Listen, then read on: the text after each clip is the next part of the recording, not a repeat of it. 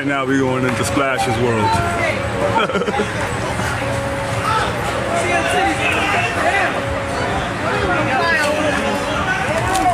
Yo, freak. Yo.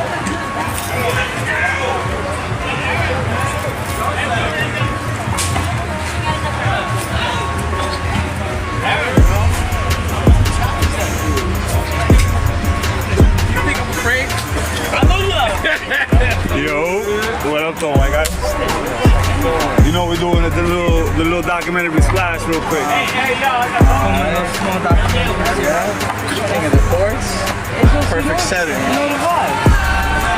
The kings out here. I'm inspired by greatness, you know? I only show up to, I come at the end of the tournament, semifinals and the vote. Take a zoom in on the that's King right there. Tempo. No doubt. Yes, sir.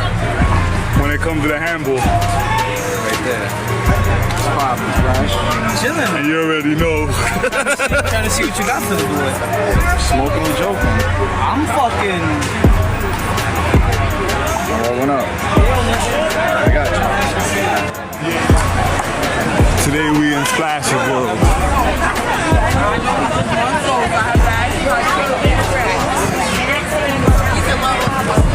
See my boys crew. Sound like the Boise Mike.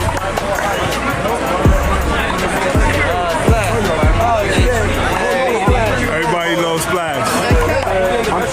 Everybody loves Splash. Yeah, we had 10 pounds.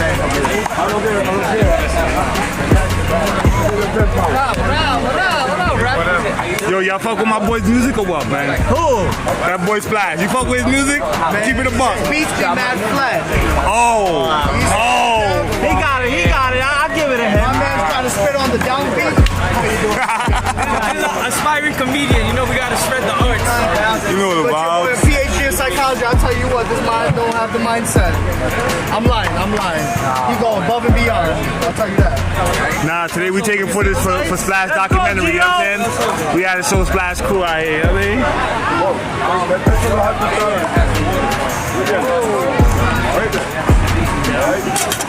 So what's going on out here, champ? Today is the King of the Courts tournament. I came because inspired by excellence. Excellence in all art forms, in all categories. Whether it be physical, mental, spiritual, I respect greatness. I'm inspired by greatness because that's what I like. I was actually thinking, you know how they have the N1 mixtape for basketball? Yeah. I'm gonna make a handball mixtape.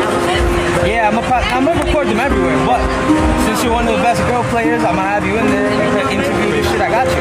So, Mama, what's your name? My name is Caitlin. This Caitlin? What part Killer King. Hoover Park. Listen, she, from all my guys telling me, she's there when it comes to handball, man. Listen, the niggas don't even want to smoke with her.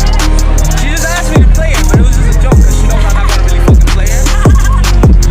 Real deal. So, we had to come over here because over there was a little bit too hectic, man. But, you know, I want to say I met Splash what year? Damn, we met probably like 2016 maybe. This is right around when you came back from Vegas. Through our guy Ryan. A lot of you guys might know him as Chronic in Elmhurst. We met, yeah, probably around 2016, man, that summer. That was a good summer. And at that time, too, I was starting Tunnel Life. That's right. When I met you, you had just begun Tunnel Life. I had that vision, you know. Also working with Frank Benji's and Squilly on the beat. At that time, Willie Savage, but now Squilly on the beat. I know a lot of y'all have heard his production on a lot of my joints. And we still got that Mob Ties tape coming too, man. So what do you remember about that time, man? So for those of y'all, if y'all don't know me already, my name is Splash from Elmhurst. Linked with my guy Stainless probably around 2016, I would say. What do I remember? I remember, man, just chilling outside. It was good times, and niggas just had, you know, dreams, just like every other young nigga, like, yo, and we should rap. And niggas would do, you know what niggas do? Chill in the park, freestyle, chill wherever you chill at, freestyle.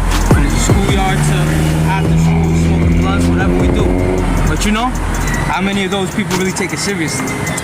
my guy Ryan Chronic told me he met this guy, a very talented producer by the name of Willie Savage. That's what he went by. Today you might know him as Squilly on the Beat, my guy. As well as another guy, Stack Benjis. Me and Ryan Stack Benjis, we all went to school together. And then tells me, yo, we're all working on some shit together. Working on our craft essentially, right? So we're young and I'm like, you know what?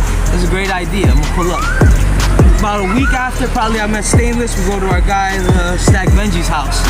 And that was the first time, you know, I was really met Stainless and also really seen him in a musical setting. And that day kind of, you know, helped shape my career and how I saw music going forward. First time I seen somebody really first time I seen a collaborative session actually, let me say that, you know? Niggas just be making beats or rapping, you know, doing whatever they do, but that's like schoolyard stuff, right? That was the first time I seen like a business meeting, people sitting down, coming from different places to one spot and putting their minds together to create a phenomenal piece of art from the ground up. That was the first time I ever witnessed that. And also what I noticed was that my guy Stainless was actually facilitating the whole situation. From the production, the arrangement, who's doing what, melodies, flow, everything. And I knew he had told me when we met about his tunnel life stuff and how he plans on making something similar to a record company, or maybe I shouldn't say a record company or a label, but you know. Yeah, no, at that time, that was the goal. That was definitely the goal at that time.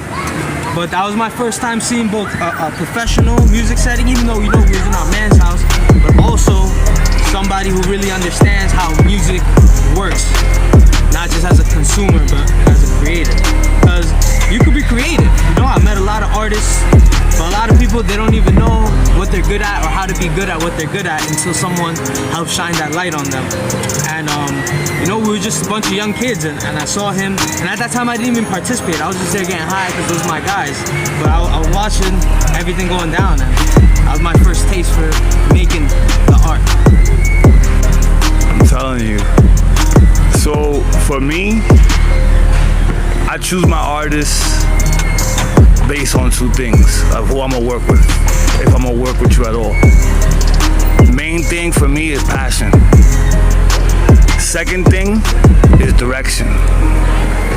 And Young Splash over here, he had both. You know what I'm saying? At an early age. He had an idea of what he wanted his career to be. He had an idea of his demographic, his fan base. He had an idea of his sound.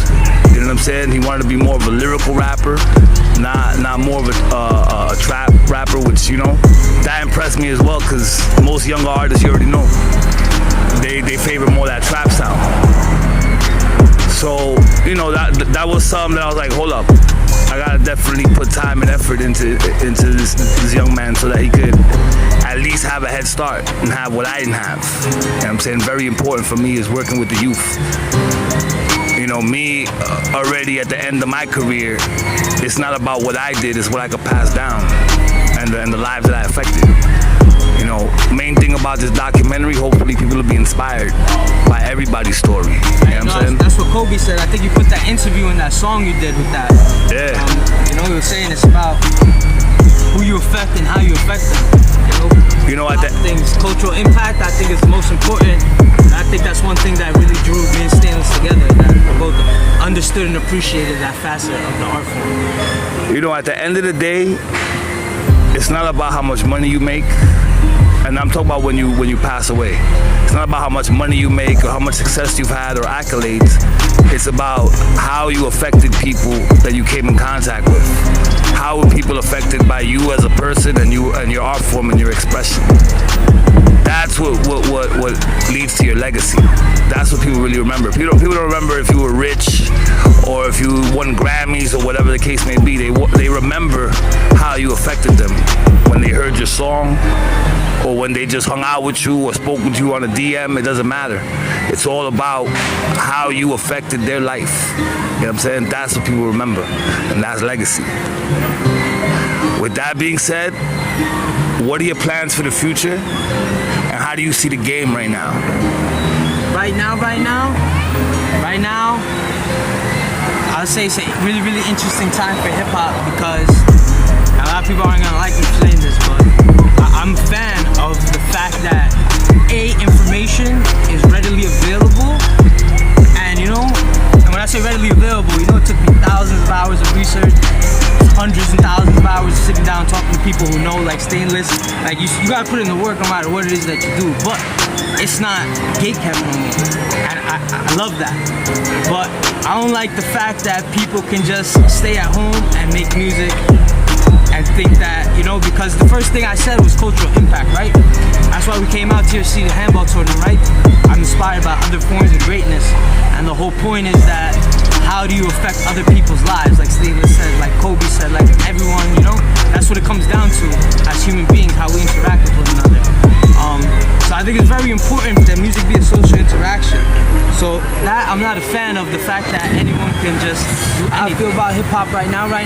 Well, listen, let me first say, I love the fact that information is available. Obviously, still gotta work hard to get it, but if you do your due diligence, you can find out a lot of things that were kept secret in the past, and that's amazing. Now, a lot of people aren't gonna like me for saying this now. I would never tell anyone not to pursue their dreams, but I'm not a fan of the fact that just anybody can enter the game. Because not having any barriers of entry, whether you look at it from, you know, a business perspective or even a social perspective, like, you know, from back in the day, how like shamans in Africa, you know, how societies have been interacting with each other from way back.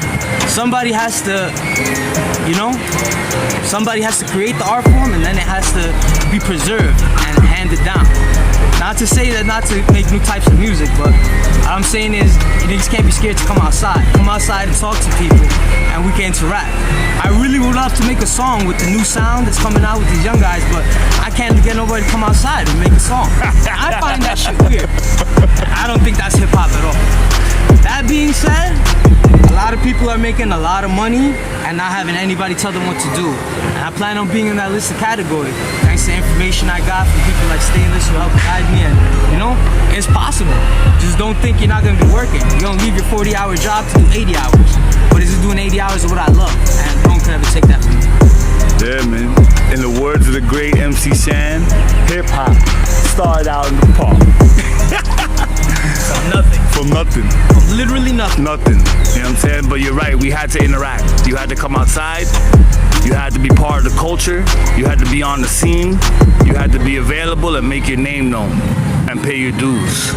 Paying dues is another very important thing. You know, that's why I really respect my guy, my OG, actually Stainless. And I want to see, you know, I want to go as much places as possible and pay my respects, because at the end of the day, hip-hop really made me.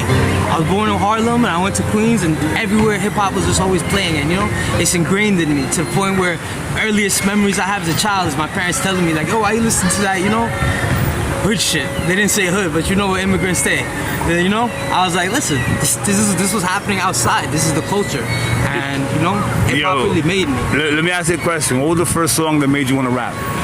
The first song that made me want to rap, it didn't happen when I first heard it, but it's also the first song I have any memory of, and that has to be Shook Ones Part 2 by Mobb Deep.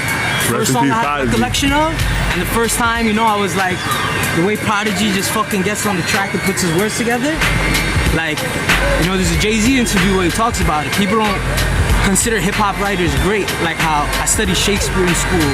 Like I took classes on just learning about Shakespeare and other great writers like Machiavelli. I studied the Bible, the Quran in school, and those are some of the greatest writers, and I consider Nas, Jay-Z, and Prodigy on that level. So to me, getting hit with those bars, with those fucking grimy beats, just, it felt like, you know, stepping outside my crib and going into the city for real. And it's just nothing like that. That's hip-hop. It's hip-hop. I'm hip-hop. I'm New York. Yo, so what advice would you give new artists right now coming up? Sheesh, man. A new artist, that's really tough to say, man. But one thing I say for certain is never compromise your art form or your content, whatever that may be, for anybody. For an algorithm, for 10-year fans, for your mom, nobody. Do what you really want to do. Because it's been proven multiple times in history. When niggas came through, and everybody was like, bro, nobody wants that shit. And they went on to go platinum and sell millions. So guess what? Somebody wanted that shit. And you just might be the next hottest thing out. So do what you do. Create a sound and stick to that fucking sound. And you know, what is it they say? Build it and they will come. That's what I can tell you artists. Get your fucking paperwork right. Listen, after years of hard work, I'm finally making some money. The amount of money it takes to get your paperwork in order is so high, I still haven't even recouped that, let alone the fucking money that goes into actually working on your craft. right? If you actually, you know what? There's an important distinction to be made between the rap game and the music business. And you niggas, what you think you want to do is get into the music business. So research that, find out what that is, learn all those terms. There's like 7 different websites you gotta apply to and pay just to get your own money. Shit's wicked, but it is what it is. It is what it is. Until you can create something of more importance. But if you really want to learn that and how to make serious money, tap in with me. I'll let you know. Hey, we do consultation, man. Yes, sir. You know that. Entire packages. Yo, where can they find you at? They can find me at Splizash on Instagram. At SPLIZASHH. Splizash. And you just type in Splash on any platform other than SoundCloud. I'm on SoundCloud. Fuck SoundCloud. My latest song is called All of That, actually featuring Stainless. Take a look at it, you know? Learn something. It's a radio record for y'all. A little bit. Put some money behind it, y'all see what it does maybe in a year now. But All of That featuring Stainless by Splash. You Google that anywhere right now, come up. Tap in with your boy. And my boy's paperwork is on point. He living off of his fucking music. You know what I'm saying? He's living off his music, bro. See what it Ain't is. much, but it's hard work. You know what I'm saying? So at the end of the day, make sure that your paperwork is tight. Make sure that you generate income off of your art and what you do. You already know, man. But like a lot of people who you know probably make music, how seriously you take it, you know? Fast forward some time, right? Time goes by, everybody goes their own way. Everybody's kind of half-assed working on music, right? But I maintained my relationship with Stainless. I always knew him, kept in contact, always just chill and smoke, you know? I was always in the hood. Fast forward to about 2018, I really made my first tape. It was about 5 songs with my guy Soul. Spooky P1. It's available everywhere. And I made that with Soul Miranda. Like I said, we have a duo. And that was my first time really making some songs and putting together a project. Before that was just like, you know, like I said, it's like everybody else doing some basement shit. Fast forward a year after that, right? Still, I've been taking it seriously. Come late 2019 is when I was actually like, you know what? I'm fucking nice at this shit. Niggas can't rap like me. And I actually understand music. And I actually love the culture. Because, you know, a lot of things changed. When I first met Stainless in 2016, you remember the music that was coming out and how the culture was and how it is now. Really different, and a lot of things have changed. But as that change was happening, I was like, you know, somebody gotta fucking be out there to respect hip hop and carry on the stories and traditions. How it came from nothing and it'll still be around when there's nothing. Like, shit all get blown up right now. Like, yo, Nas's album is in the Library of Congress, feel me? Like, aliens gonna hear the Illmatic. Like, a lot of y'all don't understand how real this shit really is. But late 2019, about the fall, I was right when about when I was finishing college, I was like, yo, you know what? I'm gonna really take this music seriously. I started working on my craft. A few months after that, when I really started becoming serious and I was working on my shit, I guess Stainless, maybe he seen I was working on my stuff. I actually asked him to let me know how he felt about a couple of songs I recorded.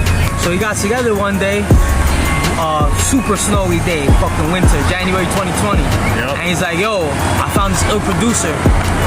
I want you to hop on a song with me. We go to my man Cheech's crib, shout out Cheech, man. He let us rock out there whenever, however long, whatever. We was up there, this guy put on a beat, started working. Next day we linked up too, right? Within 8 hours, we wrote 10 songs. And that's when I first really understood, because you always hear these rappers talking about the stories and shit, right? My dude, Stainless, was coming home from fucking 10-hour shift in the kitchen, and he'll link me up, we'll get high, and we'll get to work, bro. And that's when I really understood, like, the work ethic that goes into this shit. We were making 3-4 records an hour, and you know, he would just put on a bunch of beats, like, yo, which one you like? These are the hot ones. I'd be like, all right, that one. And we would just go. Whether I made the hook, he made the hook, you know? And that's when I would say that was a large evolution in my music making. And I went from someone that knew how to make a song to someone that really understands what song making is and could call himself an artist. Fast forward a little more. No, I stayed on my shit. Working 2020, pandemic happened. I stayed working on my craft. 2021, the end of 2021, coming into 2022, start working on the second collaboration tape, another 10-song tape produced by Swilly on the Beat, the Mob Ties tape, right? First one is called All of That. The only song I actually released from that is called All of That, my latest single. Go check that out, available everywhere. All of That featuring Stainless. All platforms. Literally everywhere other than SoundCloud. But so, I was working on my shit for about 2 years, seriously, like making art. Then we made our second collaboration tape, right? So a lot of people, rap. A lot of people might even make songs, but none of you niggas make records, or even albums, right? We were talking about the game earlier. That shit is lost right now. Nobody's making real albums anymore. That shit's terrible because that's what hip hop is. So looking out into the future, my guy coming to the end of his career as well, musically, but I always respect him for the fact that at any time, whether it was about business or about music, or about anything, I could always call him or link up with him and get some advice. I appreciate that, bro. Oh, man. And looking forward, now that a lot of research I did on my own, like I said, a lot of things I asked my guy about, now that I have all my stuff intact, it's just about continuing to build a fan base. And those of y'all who fuck with me, I appreciate you. Those of y'all just getting to know me, listen, I'm a young guy in the game making that boom bap sound that you might fuck with. But I want to push the envelope of the art form, take it to new heights. Culture to new heights, and take what Queens and New York City and what hip hop means to me and everybody, make it really global and show everybody around the whole world. And like I said, shout out to my guy for always being there for advice. And hopefully I'll always be there. And look me up on Splizash on Instagram and Splash, all of that. My latest record out everywhere, and you're gonna be seeing a lot more of me. I'm telling you, man. We outside. I want to thank you, my brother. You know what I'm saying? For always, Thank you, man. for always being supportive of everything I do. You know what I'm saying? If anything, I hope that you be inspired. You know what I'm saying? Man, definitely inspired by your journey. And for those of you just getting to know him, we made this documentary for y'all, but I got to hear these stories firsthand over a lot of blunts, a lot of cannabis, and that should definitely change how I think about the industry, the game, and how a nigga can really make money, which is what it's about, because once you make art that affects people, then it's about, something to be compensated for, because the world needs me. It's real, man. Out. It's definitely real, bro. Appreciate you, champ.